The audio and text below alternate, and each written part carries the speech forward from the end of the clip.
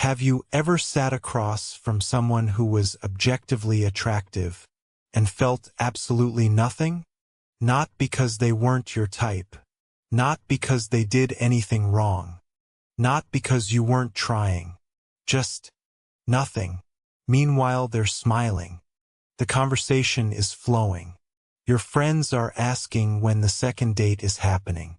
And you're sitting there wondering why everyone else seems to experience attraction like a spark, while yours feels like it needs a permission slip. For a lot of demisexual people, this is where the story begins.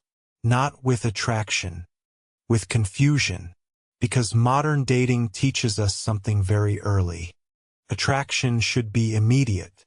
You should know quickly, feel quickly, choose quickly, move quickly, and if you don't, something must be wrong. At least that's what it starts to feel like. Especially when everyone around you seems to be playing a game whose rules you never received. Friends talk about crushes, celebrities, random strangers, people they met 10 minutes ago. Meanwhile, you're wondering how they're experiencing feelings that haven't even crossed your mind. So you laugh. Pretend you understand. Act normal. But privately, a question begins following you around. Why am I different? And eventually, why can't I be normal? That question becomes heavier in adulthood. Because now dating enters the picture. And dating is where many demisexual people first start feeling broken. Not different. Broken. You download the apps, build the profile, match with people, start conversations, go on dates, and almost immediately something feels off. Everyone seems to be looking for chemistry. You are looking for safety. Everyone seems to be asking, "Do I want this person?" You're still trying to answer, "Who is this person?" By the time you begin feeling comfortable, they're already deciding whether to stay. And that's a painful experience to repeat. Over and over and over. Because eventually people start saying things. You're hard to read. You seem distant. You don't seem interested. You're giving mixed signals. You're moving too slowly. And after hearing it enough times, you stop questioning the system. You start questioning yourself. Maybe I'm emotionally unavailable. Maybe I'm afraid of intimacy. Maybe I have commitment issues. Maybe I'm broken. The cruel part is that many demisexual people spend years trying to fix something that was never damaged. They force attraction, force flirting, force excitement, force chemistry. Not because they genuinely feel it, because they desperately want to be normal. They want dating to work the way it seems to work for everyone else. So they perform, and performance is exhausting. You learn how to smile at the right moments, send the right messages, show the right amount of interest, act more excited than you actually feel, not to manipulate anyone. To survive. Because eventually being yourself starts feeling risky. People leave. People lose interest. People assume you're not invested. So you begin editing yourself. Quietly. Without noticing. And this is where the real damage begins. Not from being demisexual. From believing your natural emotional pace is a flaw. Modern dating doesn't reward patience. It rewards speed. Fast attraction. Fast decisions. Fast intimacy. Fast replacement. The moment something feels difficult, another option appears. Another profile. Another match. Another conversation. Another possibility. People don't leave because someone is bad. Sometimes they leave because waiting feels inconvenient. That's the environment many demisexual people are trying to build relationships inside. And after enough experiences like that, something changes psychologically. You become hyper-aware of delays, changes in tone, shifts in energy, the moment someone's interest starts fading. Because you've seen this story before, many times. You know what happens when your emotional timeline doesn't match theirs. So you monitor, you analyze, you prepare yourself.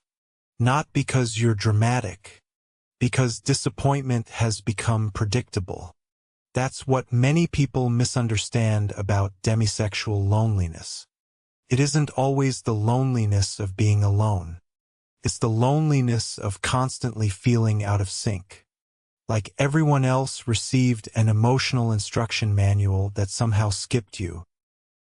And that loneliness becomes even heavier online. Because social media creates a very specific illusion. That attraction is effortless, instant, obvious. Everyone seems to know exactly what they want. Everyone seems to be finding connections. Everyone seems to be moving forward. Meanwhile, you're still trying to figure out whether you even feel anything yet. Comparison turns difference into insecurity. And insecurity turns difference into shame. That changes people. Because once shame enters the picture, people stop trusting themselves. Instead of listening to their emotional instincts, they start fighting them, pushing them, judging them, trying to accelerate them. But attraction doesn't respond well to pressure. Connection doesn't respond well to pressure. Neither does trust. The harder you force them, the further away they often feel.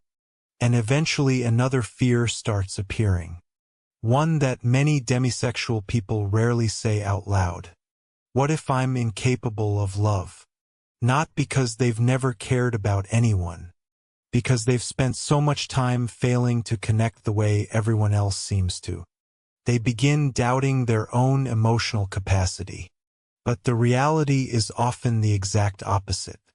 Many demisexual people don't struggle because they feel too little. They struggle because connection means too much. Attraction isn't separate from emotional intimacy. It's connected to it, which means trust matters. Understanding matters. Safety matters. Consistency matters. The things modern dating often treats as optional are the exact things that make attraction possible. That's a difficult reality to carry in a culture obsessed with immediacy. Because modern dating often mistakes speed for compatibility. It mistakes excitement for intimacy. It mistakes attention for connection. But being desired isn't the same as being understood. And being chosen isn't the same as being known. Those are very different experiences. The problem is that modern culture rarely makes that distinction. So people start measuring themselves against standards that were never built for them. And that's where the feeling of brokenness comes from. Not from who they are. From the constant comparison. From spending years believing they should function differently. From treating their wiring like a malfunction. But what if the problem was never your inability to move faster? What if the problem was believing speed was the goal? Because the truth is, not everyone experiences attraction the same way. Not everyone experiences intimacy the same way. Not everyone is supposed to. And maybe that's the realization many demisexual people spend years trying to reach. The thing they've needed to hear all along. You were never behind. You were never doing it wrong. You were never emotionally defective. You were simply measuring yourself against a system that confused urgency with connection. And those are not the same thing. Not even close. Because real connection was never supposed to be fast. It was supposed to be real.